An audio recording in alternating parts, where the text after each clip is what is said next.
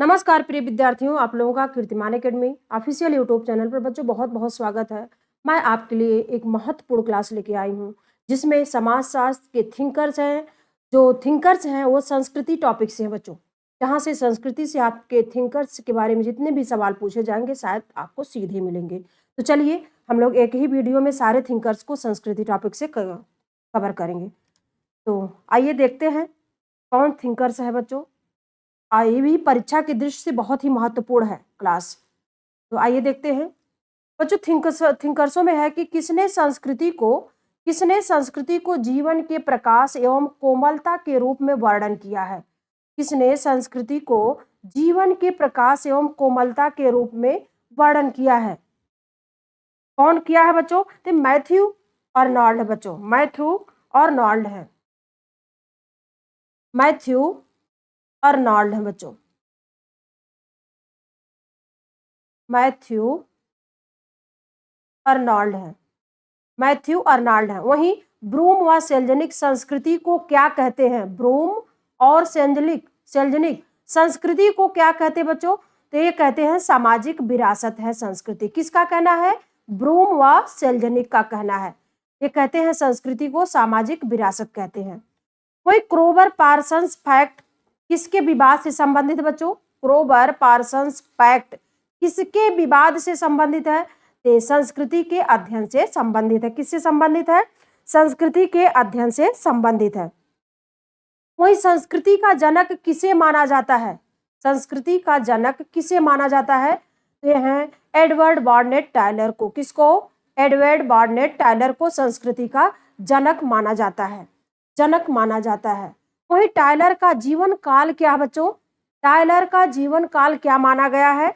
तो टायलर का जीवन काल बच्चों 1835 से 1917 है। 1835 से 1917 माना गया है। मानव शास्त्र का पिता किसे कहा जाता है? मानव शास्त्र का पिता किसे कहा जाता बच्चों? तो टायलर को कहा जाता है। किसको कहा जाता है? टायलर को क्या कहा जाता है? मानव शास्त्र का पिता टायलर को कहा जाता है। अब आइए अगले पॉइंट में देखते हैं।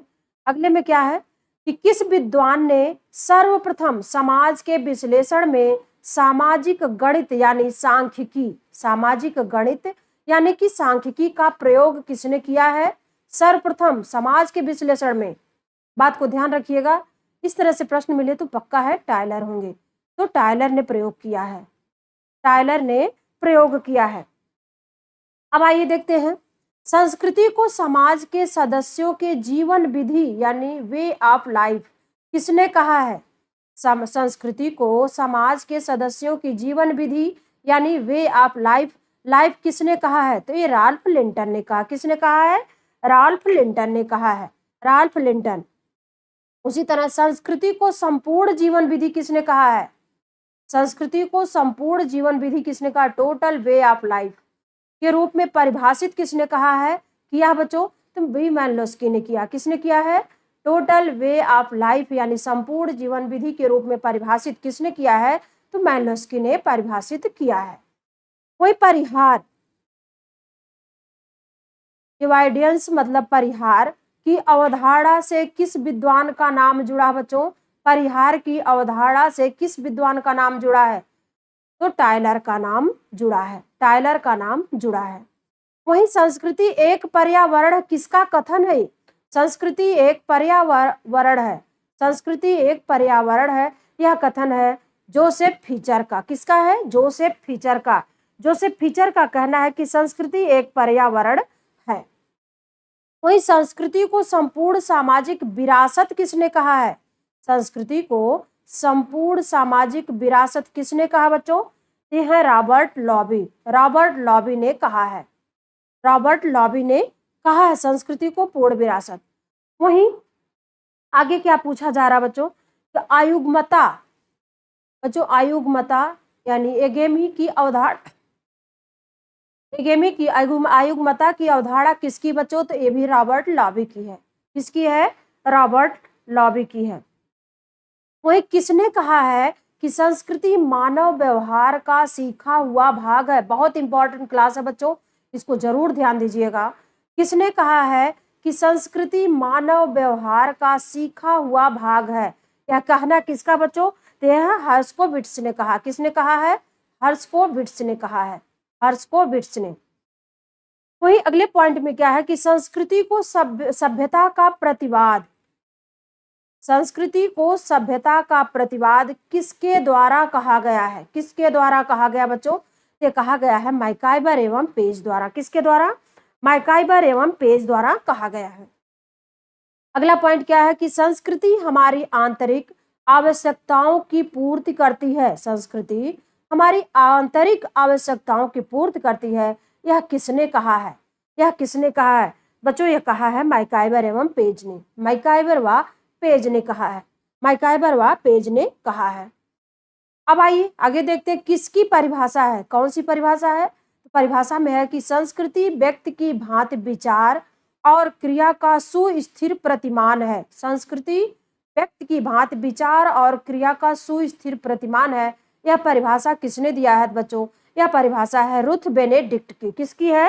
रुथ बेनेडिक्ट की परिभाषा है, रुथ बेनेडिक्ट की परिभाषा है। अब आइए आगे देखते हैं। एस्किमो किस देश की जनजाति है बच्चों? एस्किमो किस देश की जनजाति है? तो कनाडा की जनजाति है। कहाँ की है?